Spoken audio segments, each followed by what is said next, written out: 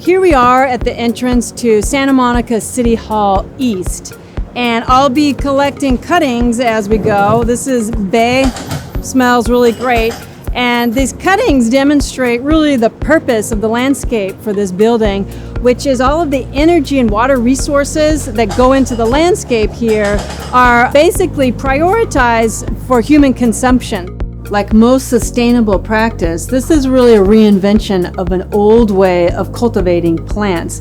You can see the pattern of the herbs and the plants that are used in this courtyard really mimic old medieval kitchen gardens.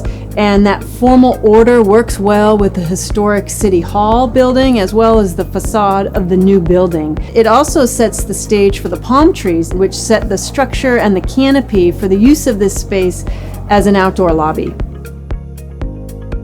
The date palms were originally selected for this courtyard, of course, because of the wonderful fruit that they produce. And the staff was very excited to have peanut butter toast with dates for breakfast every morning. However, when we brought this option to maintenance and operation, they said no dates because one, there's thorns in the crown, and also the dates are out of reach to harvest, so you need a ladder, and that adds some risk. I think the real reason is because if they're not harvested, they produce a mess, and they can attract rodents. So these we ended up with are male dates, and they're larger than the females, and they're also a little bit wonky, but they set the character for this space. In addition to feeding us and giving us terrific things to smell, the landscape also feeds our inner biophiliac from inside the building. So the views out to the garden of the trees and the natural pattern actually work to lower your cortisol levels. So if you live in Santa Monica and the next time you need to go get a permit, know that the building and the landscape were designed to actually lower your stress levels. We're up here on the roof of the City Hall, and this gives you an idea of the context, the setting for the new building. Essentially, all of the rain that falls on this site, the roof of the PVC panels behind me, and all of the water that falls on impermeable surfaces is directed to a very large cistern that's underground, also behind me. That water is collected, it helps to recharge the underground aquifer, but it's actually building water, like hand washing and shower water, that's recycled and used to irrigate the landscape. I think one of the big requirements of the Living Building Challenges is that it requires us to use what's here, the light and the rainfall that's here, and it also reframes what an urban landscape can be in this setting, and ultimately, hopefully, it changes human behavior. The design of the building is meant to feature a loft-like workspace atmosphere. The building is exposed concrete, shear walls, slab. This is an entry into the one-stop permit shopping on the first floor of the building. So all the services required for permitting, paying fees, etc., are located in this place. The courtyard between the two buildings is meant to essentially be a living room for both buildings. People to come together, meetings, waiting for the permit counter, perhaps enjoying a coffee or a sandwich. The operable windows on the softly reflecting skin provide natural light and ventilation. I'm Jessie Buckmaster, Sustainability Manager for Hathaway Dinwiddie Construction. As a design-build project, we as the general contractor were involved on Santa Monica City Hall East from the beginning. I managed the Living Building Challenge materials pedal and red list.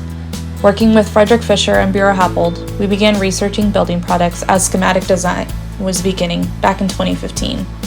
We focused on typical building products that we knew would be involved: concrete, drywall, paints, flooring, and then as the design developed, we were able to get more specific in our research efforts. Frederick Fisher engaged in dematerializing as much as possible. As noted in the minimalism of the design, this reduced the quantity of materials necessary through the many exposed but attractive and durable finishes. We created a detailed workflow and tracking log. There are many complexities and complications as an essential services building, being attached to an existing historic landmark, complex MEP equipment, and a public building, which meant we had many filters to pass decisions through. So I'm standing in the basement of the building. There are 6 compost bins in this room that are able to serve a population of 250 people.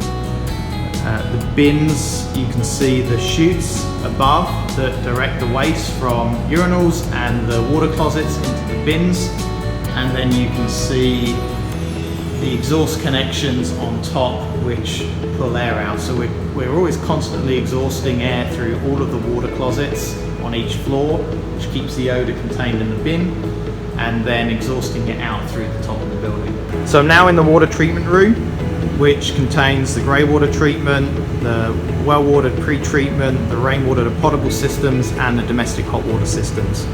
So on my left is a grey water system, which collects all of our water from firewater, labs, showers, condensate, and it treats it in this first tank here, which uses aeration and filters, and it's NSF certified, so it can be it's easy to get it permitted within the County of LA. And this is our day tank here, which stores water, and it's reused for irrigation, and any excess water will be delivered to PSF next door via a connection outside. The siting of City Hall East was challenging because you're right up against the north and south wings of the existing City Hall, a historic building. So there's a basement 20 feet down below Santa Monica City Hall expansion, and to get as close as possible to the existing wings, the foundation of the existing north and south wing have been permanently underpinned with shoring, and in that way we were able to get the basement right up next to the existing wall. Here we are in the basement of the expansion. We've got shotcrete concrete walls up against the west side of the structure, which is supporting soil, or the north and south wings of City Hall.